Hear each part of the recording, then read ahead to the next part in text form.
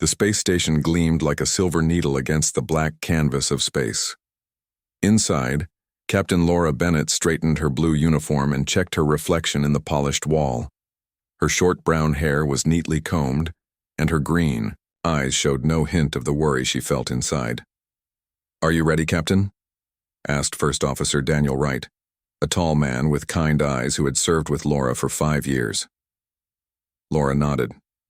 "As ready as I'll ever be to meet an alien race that has conquered 3 star systems in 2 years."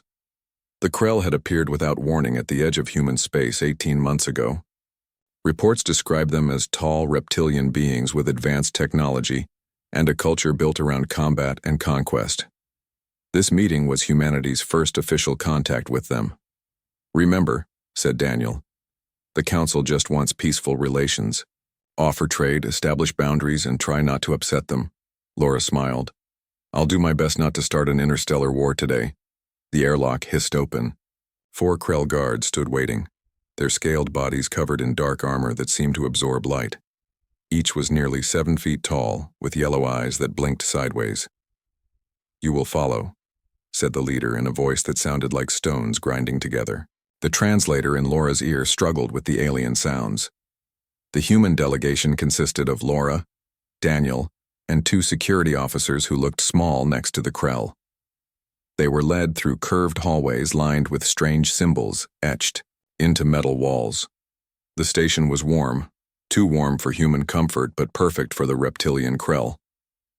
"Their ships are even more impressive up close," whispered Daniel, looking through a viewing port at the massive Krell vessels outside. The largest was shaped like a hammerhead and was as big as a small city. "Stay focused," Laura said quietly. "Remember your training." They entered a vast chamber with a domed ceiling displaying what looked like star maps. In the center stood a raised platform with a large table made from black stone. Around it sat 12 Krell, each wearing ornate armor with different colored markings showing their rank. At the head of the table was the largest Krell Laura had ever seen. His scales were deep red with gold patterns and a scar ran from his eye to his jaw. This was Supreme Commander Vexcor, leader of the Krell Empire. "The humans arrive at last," said Vexcor, his translator making his voice sound flat and emotionless. "You have kept us waiting." Laura stepped forward. "Supreme Commander, I am Captain Laura Bennett representing the United Earth Council. We appreciate this opportunity to establish diplomatic relations between our peoples." Vexcor's yellow eyes narrowed. Diplomatic relations, such soft words from such soft beings. The other Krell made sounds that Laura realized were laughs. Laura kept her face calm. "Our research shows that both our civilizations could benefit from trade and shared knowledge. Earth has rich resources and—" "We know of your resources," interrupted Vexcor. "Your planets are poorly defended and your ships are slow. You have 3 colony worlds rich with minerals our empire needs." Laura felt a chill despite the warm room. This was not going well. "Those colonies are under Earth protection," she said firmly. "We're not here to discuss surrender or conquest. We're here to establish peaceful boundaries that respect both our territories." Vexcor stood up, towering over the human delegation. The other Krell went silent. "You misunderstand, human. This is not a negotiation between equals. The Krell do not negotiate with lesser species. We are offering you terms of submission that will prevent the complete destruction of your worlds." Daniel stepped forward. "Supreme Commander, surely there's room for discussion." "Silence," roared Vexcor. "The subordinate does not speak in the presence of leaders." Laura raised her hand to stop Daniel from responding. "In human diplomacy, all members of a delegation may contribute. But I will speak for us, and I must be clear. Earth will not submit to any empire regardless of threats." Vexcor moved with surprising speed for his size. He crossed the room in 3 strides and stood directly in front of Laura. Up close, his scales looked like armor, and she could smell something like burnt metal on his breath. "Your kind has never faced the Krell in battle. You do not understand what you reject." Laura stood her ground, looking up at the massive alien without flinching. "We understand freedom, Commander, and we understand that giving it up means losing. Everything that makes us who we are. Vexcor's eyes seemed to burn brighter. You speak bravely for someone so fragile. Strength comes in many forms, Laura replied. Not all of them are visible. The chamber went silent. The Krell Council members watched, motionless as their leader and the human captain faced each other. Then Vexicor reached for a ceremonial staff hanging on the wall. It was made of some dark metal with glowing symbols along its length. In one swift motion, he swung it at Laura. The blow caught her on the side of the head. There was a sickening crack as she fell to the polished floor. Blood, bright red against the black stone, spread from her temple. "Captain!" shouted Daniel, rushing to her side as the two security officers drew their weapons. "Put those away," growled Vexcor, "or none of you leaves this room alive." The human guards hesitated, then holstered their weapons. "Your leader spoke of strength," said Vexcor to the stunned humans. "I see none. Take her to a holding cell until she wakes. Then we will see if she still refuses our generous terms." Two Krell guards grabbed Laura's limp body and dragged her from the chamber. Daniel and the security team were forced to follow at gunpoint. In a small, dimly lit cell, they placed Laura on a hard bench. Daniel checked her pulse. "She's alive," he said with relief. "But she needs medical attention." "The commander says she gets none," said a guard. "Weak species must learn their place." The cell door slammed shut, leaving the humans alone. "What do we do?" asked one of the security officers, looking at Laura's pale face. "They took our communicators. We can't call for help." Daniel tore a strip from his uniform sleeve and pressed it against Laura's head wound. "We wait, and we pray that the captain wakes up soon. If anyone can get us out of this mess, it's her."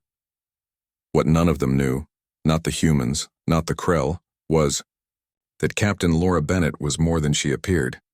The blow that should have killed her had activated something dormant in her blood, something that was already beginning to heal her faster than any normal human could recover. In her unconscious state, Laura's mind drifted to a memory from 5 years ago, a secret military facility on Earth, an experimental procedure, and a warning from the scientist in charge. These enhancements will remain dormant until triggered by extreme trauma. When that happens, Captain, you'll become something. Beyond human, but only for a short time. As the minutes ticked by, the cut on Laura's temple slowly began to close. Behind her closed eyelids, her irises shifted from green to a metallic silver. The Krell had made a terrible mistake. They had awakened something they couldn't possibly understand, and they had less than an hour before they would learn what humanity was truly capable of. Laura opened her eyes. The cell was dim, lit only by red lights along the floor. Her head throbbed, but the pain was fading faster than it should. She touched her temple where Vexcor had struck her. The skin was already healing, forming a thin scar. "Captain, you're awake," Daniel said, relief clear in his voice. He knelt beside her. "How do you feel?" "Like I was hit by a 7-foot alien with anger issues," Laura said, sitting up slowly. "But better than I should." The two security officers, Sam and Kate, watched from the other side of the small cell. Their faces showed surprise at her quick recovery. "You've been out for 15 minutes, Daniel said. "They took our weapons and communicators.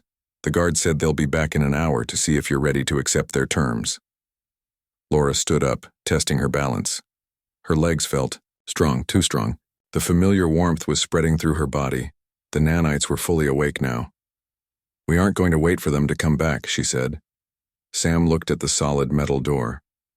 "Captain, with all due respect, we're trapped in an alien warship." "With no weapons," Laura smiled. "Not exactly." She lowered her voice. "There's something you all need to know. 5 years ago, I volunteered for Project Prometheus." Daniel's eyes widened. "The experimental enhancement program?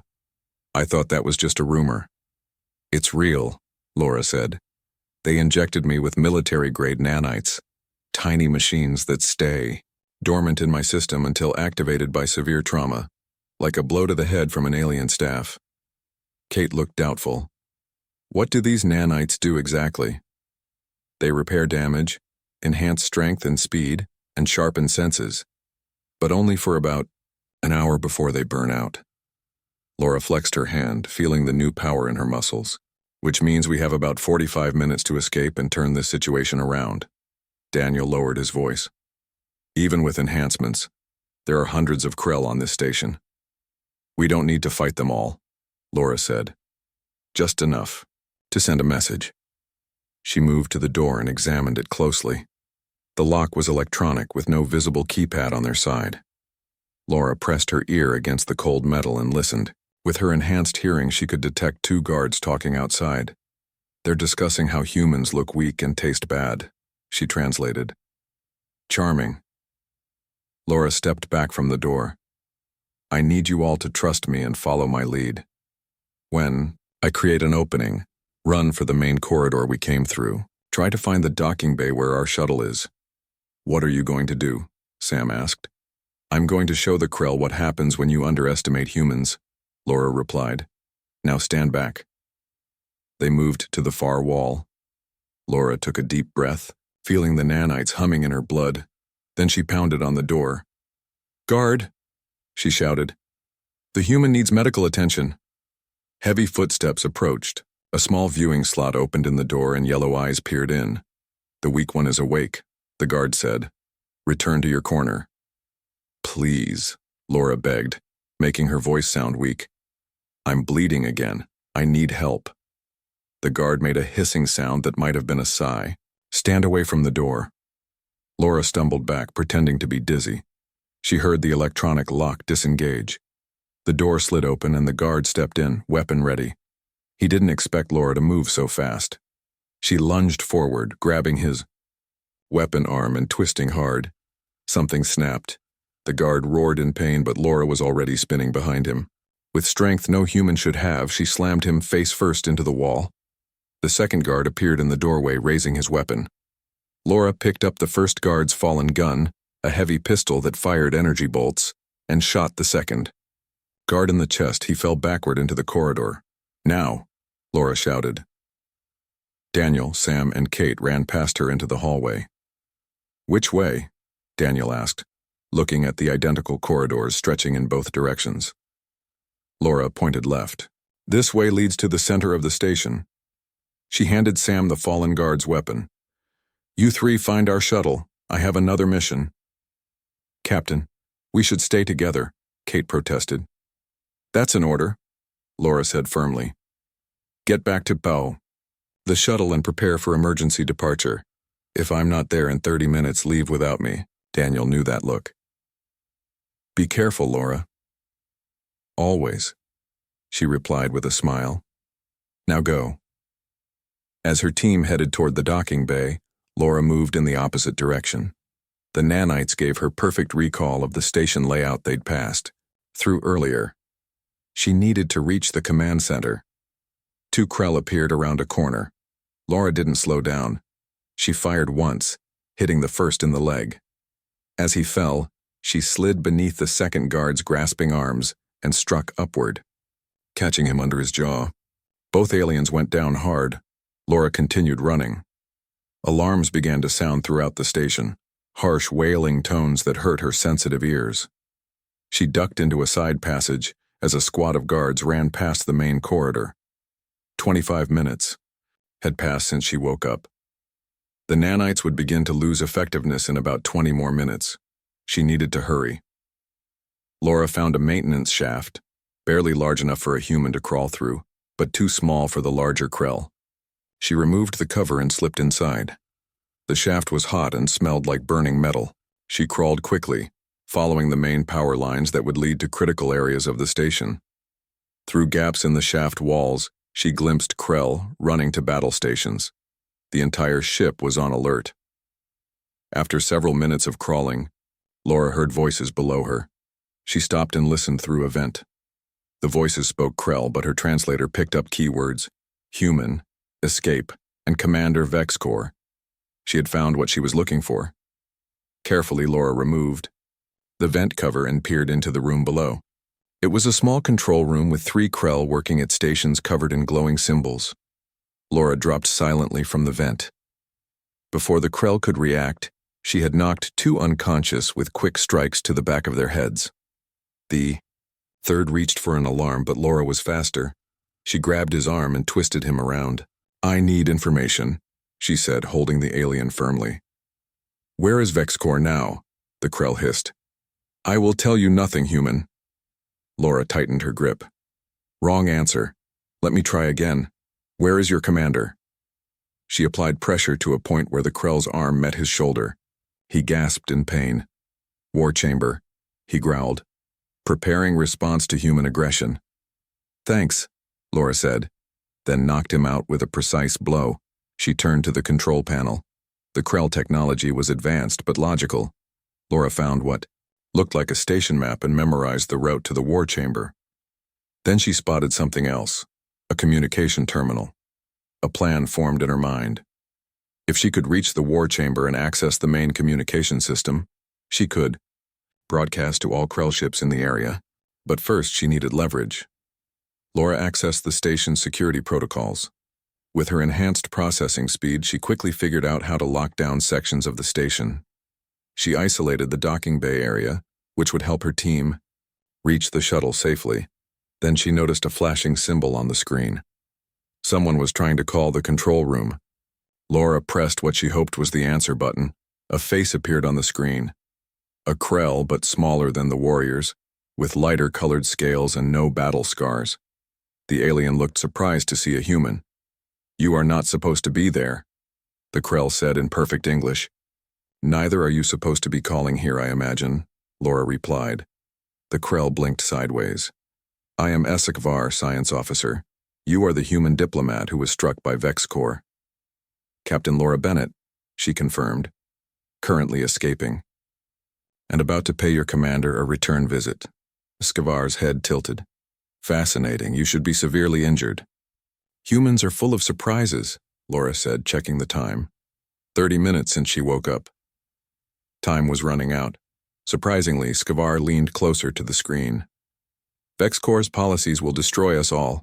Many Krell disagree with his aggression toward other species." Laura studied the alien scientist. "Are you offering to help me?" "Perhaps we can help each other," HFY replied. "I can guide you through the station's defense systems. What is your plan?" Laura smiled. The odds were beginning to shift in her favor. "I'm going to finish this diplomatic meeting properly," she said. "And I'm bringing a unique human perspective to the war chamber." Laura moved through the station with HFY guiding her through a small communication device. The Krell scientist had shown her how to use the station's internal systems to avoid guard patrols. 35 minutes had passed since she woke. Up in the cell, 2 guards ahead at the next junction. HFY's voice crackled through the device. "Take the maintenance shaft to your right to bypass them." Laura found the small access panel and squeezed inside. The narrow passage was hot and uncomfortable, but it allowed her to move unseen. Her enhanced strength made it easy to pull herself through the tight spaces. "Why are you helping me?" Laura asked as she crawled. "Won't you be punished if they find out?" "Many Krell disagree with Vexcor's ways," HFY replied. "He believes all other species are weak and meant to be conquered. I have studied human history. Your kind has survived challenges that would destroy most species. You adapt. We respect strength, but Vexcor fails to see strength comes in many forms." Laura emerged from the shaft into an empty corridor.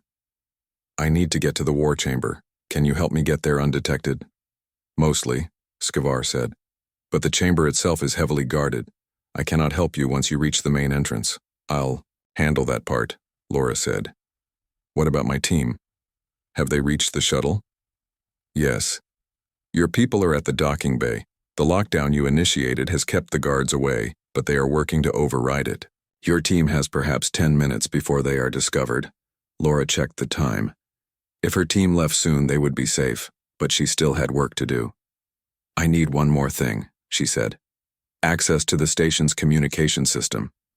When I confront Vexcor, I want everyone to see what happens." HFY was silent for a moment. "That would require overriding security protocols at the main command console in the war chamber. I can give you the access codes, but you must reach the console yourself. Send them to this device," Laura said, "and tell me the fastest route to the war chamber." As Escobar gave her directions, Laura felt the nanites in her system beginning to reach their peak. Her senses were sharper than ever. She could hear conversations through walls and see details in the dim light that no normal human could detect. But she also felt a slight burning sensation in her veins. The enhancements would not last much longer. Following Escobar's guidance, Laura avoided most of the patrols. She had to disable 2 guards who spotted her, taking them down quickly and silently. 40 minutes had passed. She had about 20 minutes left before the nanites burned out. Finally, she reached the corridor leading to the war chamber. 2 large Krell guards stood at the massive doors. There was no way to sneak past them. "I'm at the entrance," Laura whispered into the communication device. 2 guards. "No alternate route." "Those are Vexacor's personal guards," Skavar said. "They are the strongest warriors in the fleet. Even with your enhancements, you may not be able to defeat both." Laura studied the guards from her hiding spot. They were larger than the others she had encountered, with darker scales and more elaborate armor. Both carried energy weapons and what looked like the same type of ceremonial staff Vexcor had used to strike her. She needed a distraction. "Escobar, can you trigger an alarm in another part of the station? Something to draw their attention?" "Yes, but it will only distract them for a moment. These guards are trained to never leave their post." "A moment is all I need," Laura said. "Very well. The alarm will sound in the east sector in 3, 2, 1. A distant wailing filled the station. The guards turned their heads slightly toward the sound but remained in position. Laura didn't waste the opportunity. She darted from her hiding place, moving faster than any normal human could. Before the guards could fully react, she was upon them. She struck the first guard in the throat, the precise blow hitting a vulnerable spot between the armor plates. He staggered back, gasping. The second guard swung his staff at her head, but Laura ducked under it and drove her fist into his midsection. The blow would have incapacitated a human, but the Krell was only pushed back a step. He recovered quickly, and both guards now focused, on her, weapons ready. "I don't have time for this," Laura muttered. She feinted left, then dove right, rolling between them. As she came up, she grabbed one of their fallen energy weapons and fired 2 quick shots. Both guards went down, stunned, but not dead. Laura wanted to send a message, not start a war. She approached the large doors to the war chamber. They were secured with an electronic lock. "Skavar, I need access to the war chamber." "Sending override code now," the scientist replied. Laura's device displayed a series of symbols which she quickly entered into the door's control panel. The massive doors slid open silently. Laura stepped into the war chamber. Inside, Vexacor stood at the head of the large black table, surrounded by his advisors. They were discussing battle plans, pointing at holographic displays showing Earth and its colonies. The Supreme Commander looked up in shock as Laura entered. "Impossible," he growled. "You should be in a cell, broken and defeated." Laura walked calmly into the center of the room. "As I told you before, Commander, strength comes in many forms. Not all of them are visible." The Krell leaders reached for their weapons, but Laura was faster. She fired the energy weapon in a wide arc, stunning 3 of them. The others backed away, looking to Vexcor for guidance. "One human against the might of the Krell?" Vexcor laughed, though Laura could hear uncertainty in his voice. "Your species truly is foolish." "Not foolish," Laura replied. "Just very hard to keep down." She spotted the ceremonial staff Vexacor had used to strike her, mounted on the wall behind him. It was more than a weapon. It was a symbol of leadership among the Krell. Laura moved toward the main command console, keeping her weapon trained on the Krell leaders. "Your scientist, Escobar, has been most helpful. Did you know many of your people disagree with your policies of endless conquest?" Vexcor's eyes narrowed. "Siskavar is a traitor who will be dealt with." "He's a visionary," Laura countered. "He sees a future where our species work together instead of fighting pointless wars." Laura reached the console and entered the codes Escobar had provided. The holographic displays changed, showing the interior of the war chamber. She was now broadcasting throughout the station and to all nearby Krell ships. "What are you doing?" Vexcor demanded. "Finishing our diplomatic meeting," Laura said. She checked the time. 45 minutes since she'd awakened. The burning in her veins was intensifying. The nanites were beginning to break down. She had perhaps 15 minutes of enhanced abilities left. "Let me show you how humans respond. To those who underestimate us," Laura said. Not just to Vexcor, but to all the Krell watching the broadcast. Vexcor roared and lunged toward her, drawing a blade from his armor. Laura sidestepped his attack with enhanced speed, moving around the table to position herself near the mounted staff. "You struck me down," Laura said loudly, for the benefit of the broadcast. "You thought humans were weak, but here I stand, less than an hour later, in the heart of your command center." The burning in her veins grew stronger. The nanites were breaking down faster than expected. Laura had to end this quickly. In one swift motion, she reached up and pulled the ceremonial staff from the wall. The weapon was heavy, but her enhanced strength made it manageable. Vexcor charged again. This time, Laura stood her ground. As the massive Krell commander reached her, she ducked under his blade and swung the staff, striking him in the legs. Vexcor stumbled but didn't fall. He turned, eyes glowing with rage, and attacked again. Laura felt her reaction slowing as the nanites degraded. She barely avoided Vexicor's next attack, the blade slicing through her uniform sleeve. The final confrontation was about to begin, and Laura knew she had to make it count. Not just for herself, but for humanity's future among the stars. Vexcor and Laura circled each other in the war chamber. The other Krell leaders pressed against the walls watching. Through the holographic displays, thousands of Krell throughout the fleet were witnessing their supreme commander face a single human. "You cannot win," Vexcor growled. "The nanite enhancement in your system is failing. I can see it in your movements." Laura tightened her grip on the ceremonial staff. "You know about the nanites?" Vexcor laughed. "We have been watching your species for years. We know of your Project Prometheus. Did you think your military secrets were safe?" Laura felt another surge of burning in her veins. The nanites were breaking down faster than expected. Her vision blurred for a second, then cleared. She had maybe 10 minutes of enhanced abilities left. "Then you know what I'm capable of," Laura said, keeping her voice steady.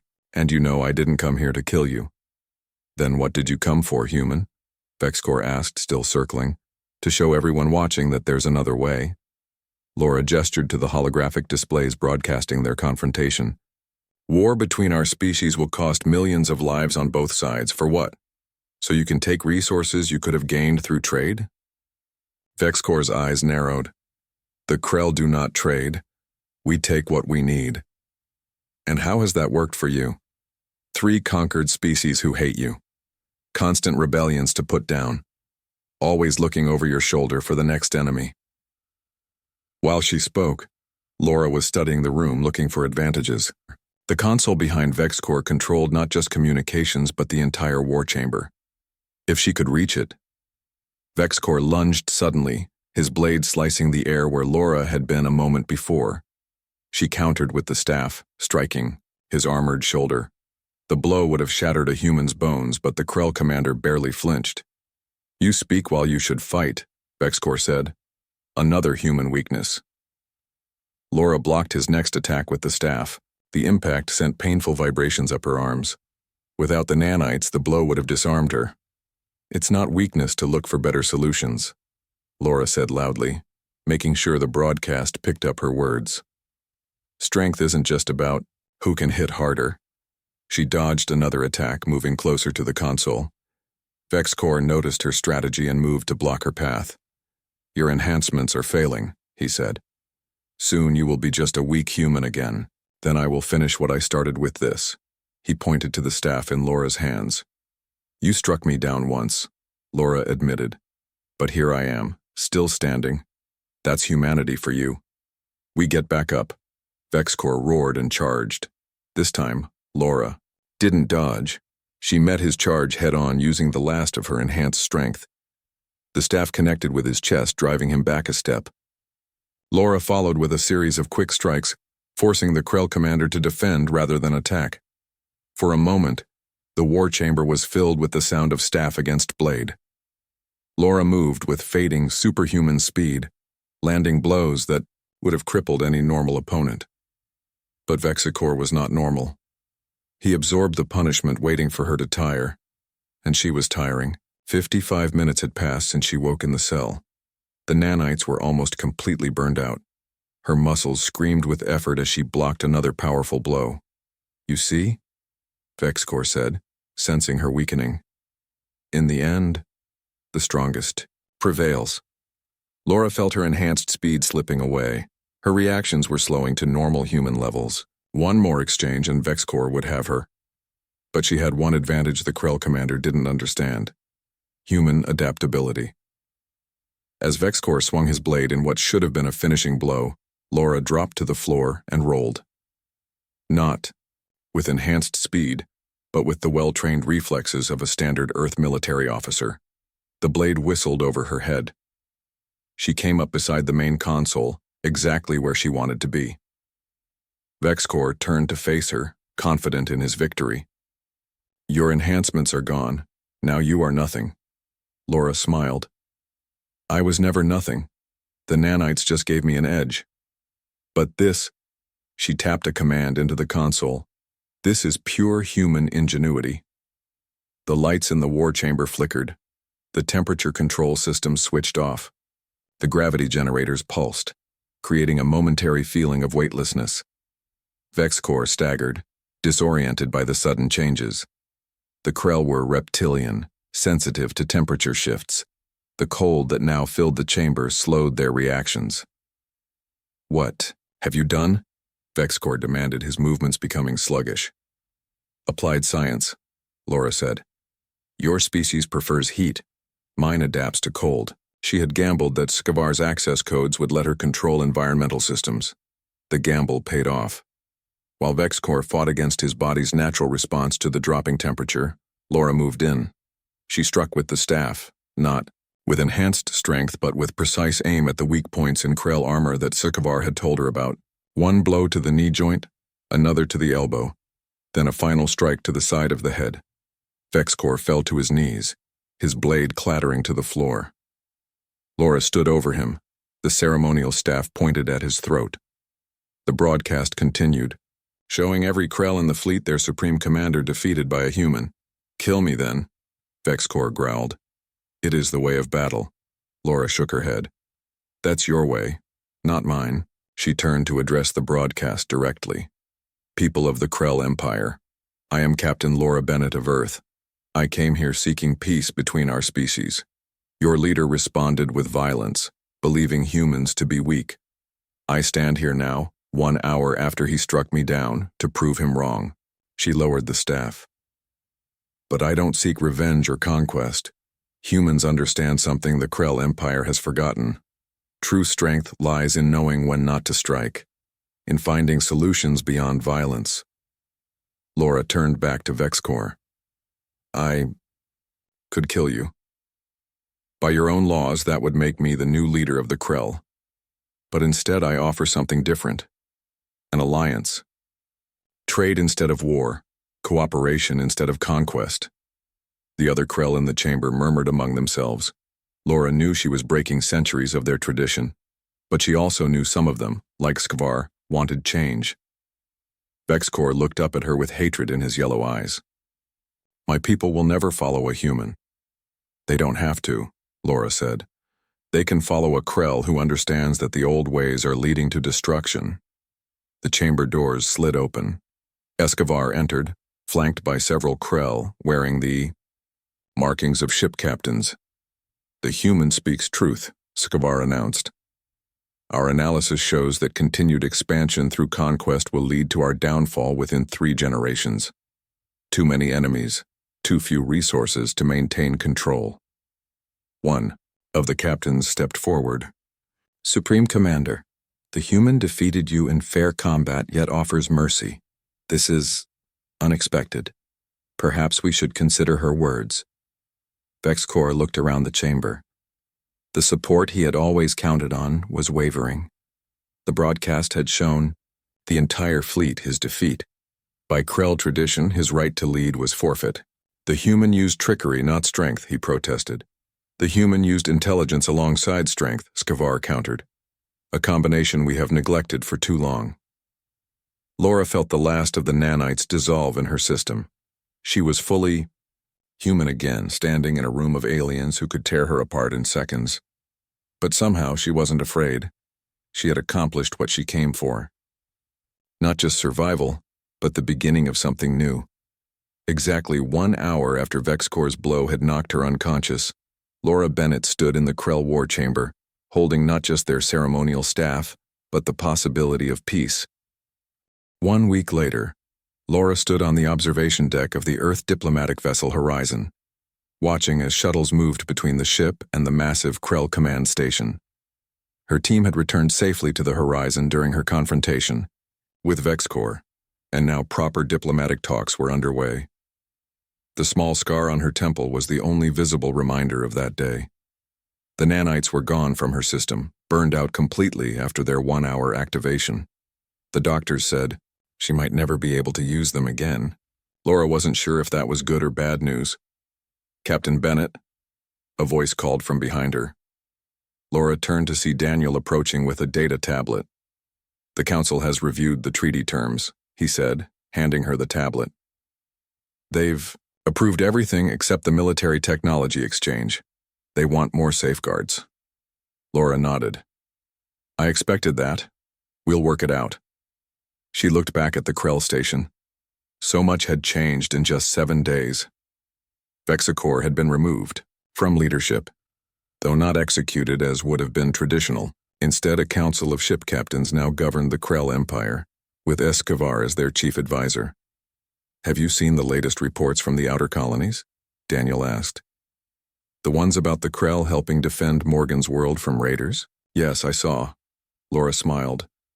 "First joint military operation, history in the making." The door to the observation deck slid open.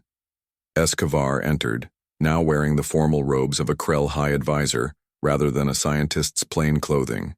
"Captain Bennett," the Krell said, bowing slightly. "Am I interrupting?" "Not at all," Laura replied. "Daniel, would you excuse us?" Daniel nodded and left the deck. Laura turned to face the Krell who had helped save her life and change the course of 2 civilizations. "Your council accepted most of our proposals," she said. "We're still working out the details on technology sharing." Escobar moved to stand beside her at the viewport. The Krell was smaller than warriors like Vexcor, but still towered over Laura. "There is still resistance among some captains," Scavar admitted. "Centuries of tradition do not change in a day, but the majority see the wisdom in alliance over conquest." "And the conquered worlds?" Laura asked. "Will the Krell honor their promise to release them?" "The process has begun," Scavar said. "It will take time. Some worlds depend on Krell technology now. We cannot simply abandon them." Laura nodded. "Earth can help with the transition. We've dealt with similar situations in our own history." They stood in silence for a moment, watching the stars. The vast emptiness of space made the achievements of both their species seem small in comparison. "There is something I must ask you," Scavar said finally. "Something many Krell wonder but are afraid to ask." "Go ahead." "You could have killed Vexcor. By our laws, that would have made you our leader, or at least given you the right to name his successor. Why didn't you?" Laura considered the question. "Killing him would have sent the wrong message. I didn't want the Krell to follow humans out, a fear or tradition. I wanted to show there's another way to resolve conflicts." "Even though he would have killed you without hesitation?" "Especially because of that," Laura said. "The cycle of violence has to end somewhere. Why not with me?" Escobar made a sound that Laura now recognized as Krell laughter. "You humans are strange creatures. You can be so violent, yet so merciful, so weak individually, yet so strong together." "We contain multitudes," Laura said with a smile. "That's what makes us interesting." The communication panel on the wall beeped. Laura pressed the answer button. "Captain, incoming transmission from Earth Council," said the communications officer. "They want to speak with you and the Krell representative." "We'll take it in the main conference room," Laura replied. 5 minutes. She turned to Scavar. "Ready to make some more history?" The Krell nodded. "I have studied your people's historical treaties. The results are mixed." "This one will be different," Laura assured him. Because it's based on understanding, not just power. As they walked to the conference room, Laura noticed crew members watching her with a mix of respect and awe. The story of her confrontation with VexCorp had spread throughout Earth's forces. Some versions claimed she had fought an entire Krell battalion single-handed. Others said she had special powers beyond the nanites. Laura didn't correct the rumors. Sometimes stories were more important than facts. If humans believed they could stand up to the Krell and win, perhaps they could build a lasting peace. The conference room was already filled with diplomats from Earth and high-ranking Krell when Laura and Skavar arrived. On the large display screen, the Earth Council waited to begin the formal treaty, signing. "Before we start," said the Council President, "I want to recognize Captain Laura Bennett, whose courage and wisdom made this historic moment possible." The humans in the room applauded. The Krell did not clap, but they struck their right fists against their chest plates in a traditional salute of respect.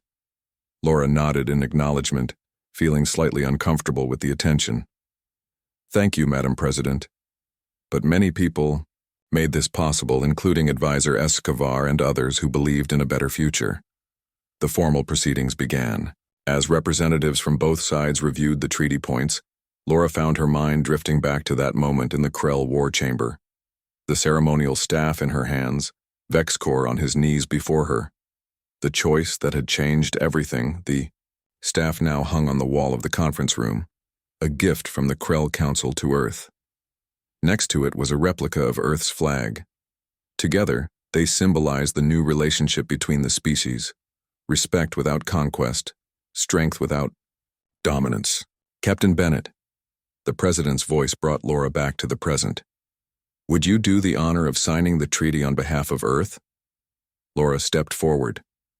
This was why she had joined the diplomatic service after her military career, to build bridges rather than destroy them. As she signed her name on the document, Laura caught Siskavar's eye. The Krell nodded slightly, acknowledging all they had accomplished together. 1 hour had changed the course of 2 civilizations.